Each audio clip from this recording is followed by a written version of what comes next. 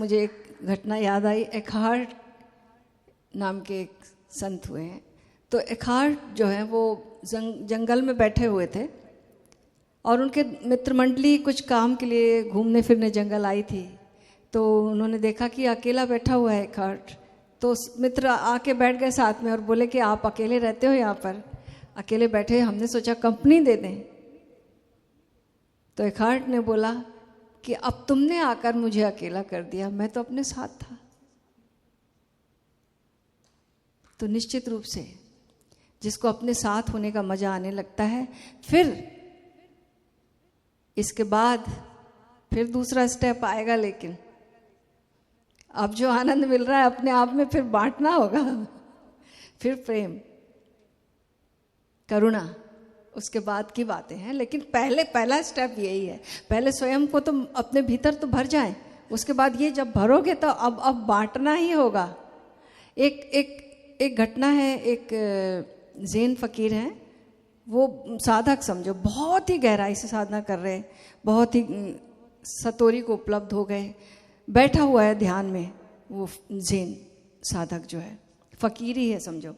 तो वहाँ से कुछ घुड़सवार गुजरते हैं और उनमें आपस में कोई झगड़ा हो जाता है और मारापीटी हो जाती है। वो ध्यान में गहराई में है, कुछ आवाज़ें तो आ रही, लेकिन वो इतने भीतर है कि भीतर के प्रति तो पूरा होश है, लेकिन अब वो बाहर नहीं आ सकता, इतनी अपने आप में मगन हो चुका है वो। तो बाहर घटना जो घट रही है उससे बाद में आवाज़ आती है कि जैसे कोई कराह रहा है। तो जब फिर बामुश्किल वो बाहर जब धीरे से आता है, देखता है कि एक व्यक्ति पड़ा हुआ है, खूना खून है। तो वो जाकर उसकी हेल्प करने लगता है, लेकिन ज़्यादा हेल्प नहीं कर पाया क्योंकि उन लोगों ने इतना मारा था कि वो व्यक्ति मर गया। लेकिन मरते समय उसने जो आँखों से देखा उसे, वो आंखें वो भूल नहीं पाया। वो जैन साधक जो है वो भूल नहीं पाया, और उसकी जो सतोरी थी कहते वो उतर गई, और वो बिल्कुल जिस अवस्था में पहले था उससे भी ज़्यादा बेचैन हो गया। अब वो और हाइट पे गया और ऊंचे चला गया पहाड़ों पर अकेले, और वहाँ बैठकर साधना करने लगा।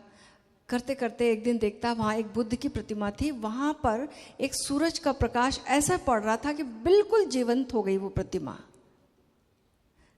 इस जीवंत प्रतिमा से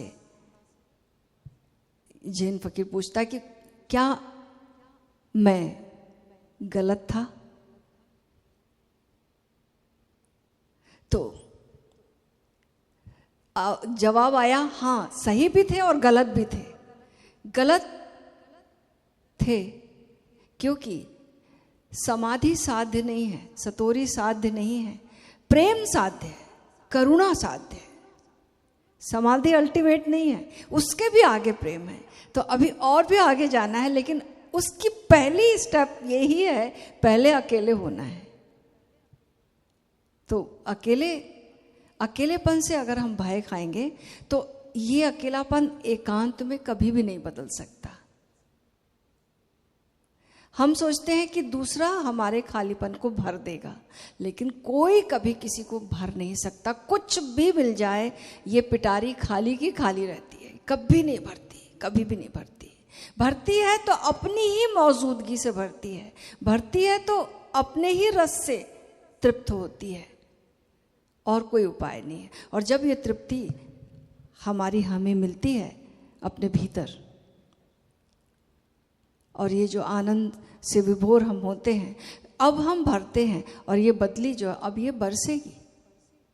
ये करुणा वाला पार्ट आगे की बात है। लेकिन हम पहले स्टेप से ही डरते हैं, अकेलेपन से। जब हम अकेलेपन से डरेंगे तो हमारी आनंद तक की यात्रा हो ही नहीं सकती। तो पल दो पल निकाल कर बिल्कुल अकेले होने की साधना, कुछ भी नहीं करना, कुछ भी नहीं करना, बस मात्र होना। हम अपने आप को इस योग्य समझते ही नहीं कि अपना सामना कर लें, अपने आप को एक्सेप्ट कर लें। हम जैसे हैं वैसे ही के वैसे। और इस एक्सेप्टेंस में फिर प्रेम पैदा होगा, और जब प्रेम पैदा होगा तो जिससे प्रेम होता है उसके साथ बैठने का मन करता है, फिर अपने साथ बैठने लगेंगे। फिर जब बैठने लगेंगे तो पता चलेगा हमें अपने में ही रस आने लगा। जो भी बैठा है अपने साथ, अनफेलिंगली उसे अपने भीतर रस आया है, और यही रस, इसी रस को आनंद कहते हैं, जो अकारण है, कोई आलंबन नहीं है, बस अपने मात्र होने में है।